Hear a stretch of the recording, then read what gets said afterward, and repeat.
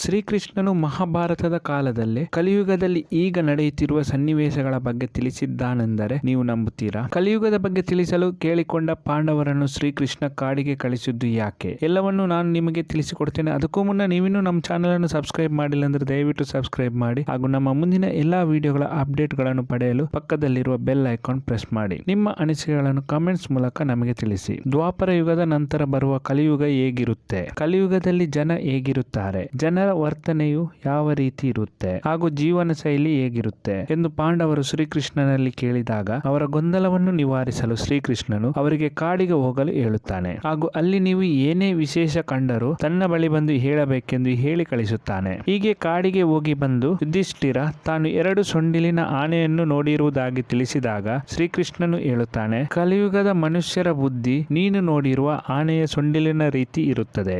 ಪ್ರಜೆಗಳನ್ನು ಆಳುವವನು ಹೇಳುವುದು ಒಂದು, ಮಾಡುವುದು ಒಂದು.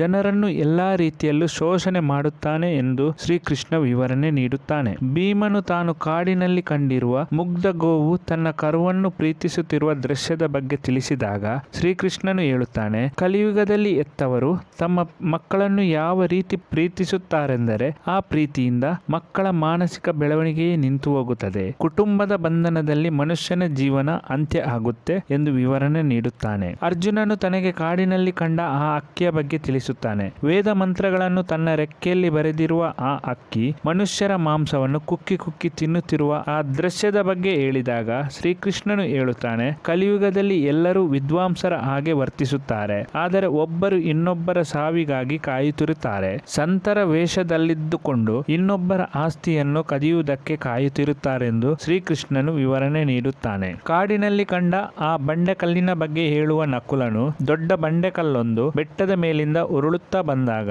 ದೊಡ್ಡ ದೊಡ್ಡ ಮರಗಳಿಗೆ ತಡೆಯಲಾಗದ ಆ ಬಂಡೆಕಲ್ಲನ್ನು ಒಂದು ಚಿಕ್ಕದಾದ ಪೊದೆ ತಡೆದು ನಿಲ್ಲಿಸಿದ ದೃಶ್ಯದ ಹಿನ್ನೆಲೆ ಕೇಳಿದಾಗ ಶ್ರೀಕೃಷ್ಣನು ಹೇಳುತ್ತಾನೆ, ಕಲಿಯುಗದಲ್ಲಿ ಜನರ ಬುದ್ಧಿ ಕ್ಷೀಣಿಸುತ್ತದೆ. ಜನರ ಜೀವನ ನಾಶವಾಗುವ ಪರಿಸ್ಥಿತಿ ಬರುವಾಗ ಅವರಲ್ಲಿರುವ ಹಣ ಅಥವಾ ಅಧಿಕಾರ ಎನ್ನುವ ಮರಕ್ಕೆ ಅದನ್ನು ತಡೆಯುವ ಶಕ್ತಿ ಇರುವುದಿಲ್ಲ. ಹರಿನಾಮ ಸ್ಮರಣೆ ಎನ್ನುವ ಸಣ್ಣ ಪೊದೆಗೆ ಮಾತ್ರ ಇರುತ್ತದೆ. ಹರಿನಾಮ ಸ್ಮರಣೆಯಿಂದ ಜನರ ಬುದ್ಧಿ ಹೆಚ್ಚುತ್ತದೆ ಎನ್ನುತ್ತಾನೆ ಶ್ರೀಕೃಷ್ಣನು. ಸಹದೇವನು ಕಾಡಿನಲ್ಲಿ 5 ಬಾವಿಗಳನ್ನು ನೋಡುತ್ತಾನೆ. ಸುತ್ತಲಿನ 4 ಬಾವಿಗಳಲ್ಲಿ ನೀರಿದ್ದರೂ ಸಹ ಮಧ್ಯದಲ್ಲಿರುವ ಬಾವಿಯಲ್ಲಿ ನೀರಿಲ್ಲದಿರುವ ಮರ್ಮ ಏನೆಂದು ಕೇಳಿದಾಗ ಶ್ರೀಕೃಷ್ಣನು ಈ ರೀತಿ ಹೇಳುತ್ತಾನೆ, ಕಲಿಯುಗದಲ್ಲಿ ಹಣ ಇರುವವರು ಶೋಕಿ ಮಾಡುತ್ತಾರೆ, ಹಣ ಇಲ್ಲದವರಿಗೆ 1 ರೂಪಾಯಿನೂ ಕೊಡಲ್ಲ.